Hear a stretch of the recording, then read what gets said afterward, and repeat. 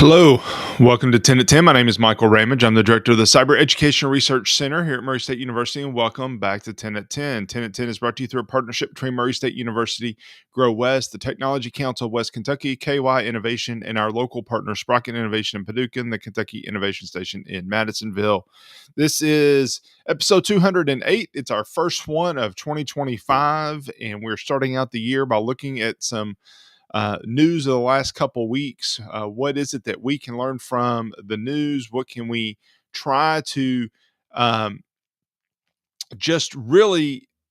Is there something in these articles? And this is, I'll reiterate this several times. Is there something in these articles that we can learn from that we can just keep in mind to make ourselves, our families, our organizations a little bit safer as we start out 2025? And frankly, I think that each of these articles, while maybe not all of the most important headlines in cybersecurity over the last couple of weeks, I think they're each of these have something in it that we can learn from. So let's just dive into it first.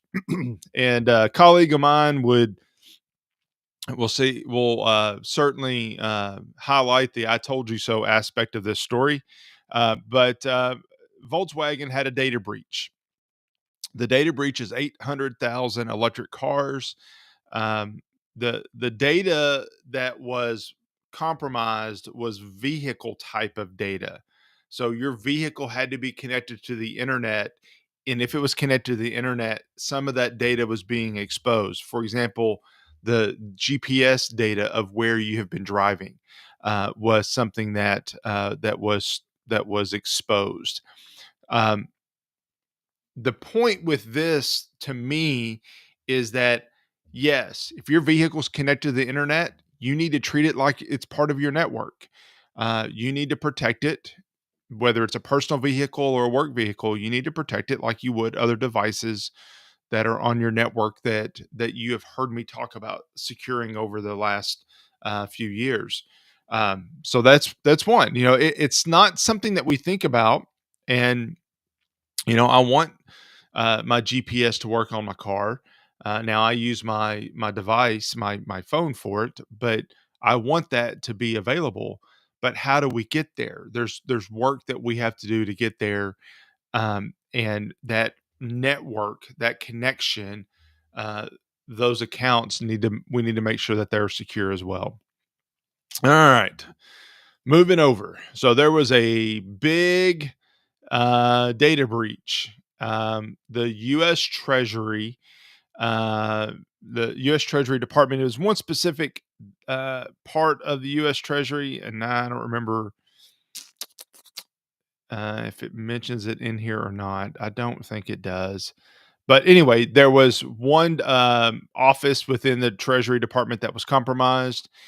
It was attributed to Chinese APT, Chinese hackers, and it actually used a key that a third party was using. So it was a data breach to the U.S. Treasury Department that was caused by a vendor beyond trust in this instance. Um, I'm going to talk about third party again in a minute if we have time. And let me say what this tells me. First of all, with this example specifically, what this tells me is that if you're not thinking, let me say this differently. If you're a government contractor, so if you have clients that are government related, specifically federal government in this case, we've talked about what's called CMMC, which is a DoD security standard that has been around for a little bit. It's just been revamped. It's starting to become more and more stringent, but it was always isolated to DoD.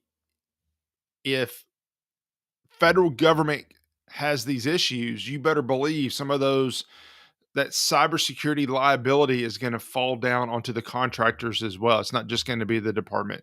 So you had better be ready if you have clients that are government related, that some of these security requirements are going to be pushed down to you as well. Uh, yes, this is bad. Frankly, it could have been a lot worse as well. But you never like that headline: the U.S. Treasury Department breached in an attack by China. That's just not something that you want to read. Salt Typhoon, we talked about this a little bit. This is the telecoms. There were 9 telecom companies that were impacted by the Chinese espionage effort as well. Again, China's really ramping up their attacks. Um, the the White House updated on the 27th of December, saying that part of the reason that this attack happened was that these providers lacked basic security measures. Now, let me give you a little bit of history. When the telephone network started in its early days, security wasn't thought of. So these companies are having to go back over the last 25 years and retrofit security into the way that telephone networks work. It's not an easy task. So, I have a lot of sympathy for these telecom companies that are doing this. But what the White House is saying is that there are basic security measures across their IT infrastructure they could have used. They they zeroed in on how these companies can improve security, particularly by sharing threat hunting guides and instructions for hardening systems. Um, you know, all of these systems that they have, whether it's a computer managing a frame, which is a a wireframe, which is really not a computer system at all. It's telecom. It's telecom in its purest thing. Telephone switch, whatever it might be. These systems were not designed to be hardened. They were designed to run a telephone network. So now the manufacturers and the telecom providers are having to go back and redo this, and it's a challenge.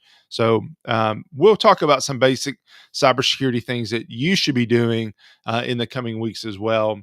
That are going to be a little bit different than what the White House was getting on the telecom industry for, but it's because every industry is a little bit different. Every organization is a little bit different. I came across this article and I just thought it was really interesting, and it's worth the read. It really is. I'm gonna skim through it real fast because I want you to see the different headlines. But these are the badly handled data breaches of 2024. That's what the headline is. Um, 23andMe had a data breach. They blamed their users for their data breach. They blame their users because their users weren't using multi-factor authentication. So be it.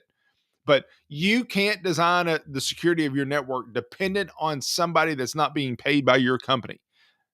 You just can't. That's a bad look. Change Healthcare took months to confirm hackers stole most of America's health data. Um, yes, they knew they had a breach, but it took a long time to figure out how bad it was. That's a problem. And by the way, it was because of multi-factor authentication. Uh, Here's another one that this one disrupted UK health services for months. Snowflake customer hacks snowballed into major data breaches. This was one of those. Snowflake was a cloud provider, and it had one customer that was breached. It turned into a bunch of other customers that were breached.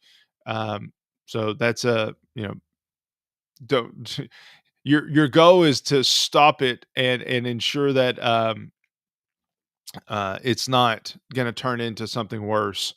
This is a great way to handle it. There was a cybersecurity researcher that truthfully reported a ransomware attack, and the city Columbus, Ohio, sued him for doing that. Um, I don't know that that is the right way to do it. They ultimately dropped the lawsuit. So anyway, I thought that was interesting. We just talked about Salt Typhoon, hack the phone and internet providers. MoneyGram still hasn't said how many people had transaction data stolen in a data breach. They have 50 million customers, but they still haven't said. Same thing, Hot Topic. There's the point of all of this is just we know that these actions are happening. The one that I didn't get to, Rhode Island had a breach because of a third party as well. But the point of all of these is these bad things are happening. these bad things are happening, and while they're horrible, especially if you're a customer, there's probably something that we can learn from each of these uh, incidents. So, what is it that we can learn? Okay, maybe we need to aware that our cars are connected to the network. Maybe we need to make sure that we're doing the basic security steps. Maybe we need to um, realize that our third parties are a point of vulnerability for us. Whatever it might be, we need to keep all of these things in mind, and that all of these things together can help us stay safe in cyberspace. And that's always the ultimate goal. Well, thank you for your time. We're over, as actually that's a regular occurrence, but thank you very much for your time. And I'll see you next week back here on 10 at 10. Thank you. Bye.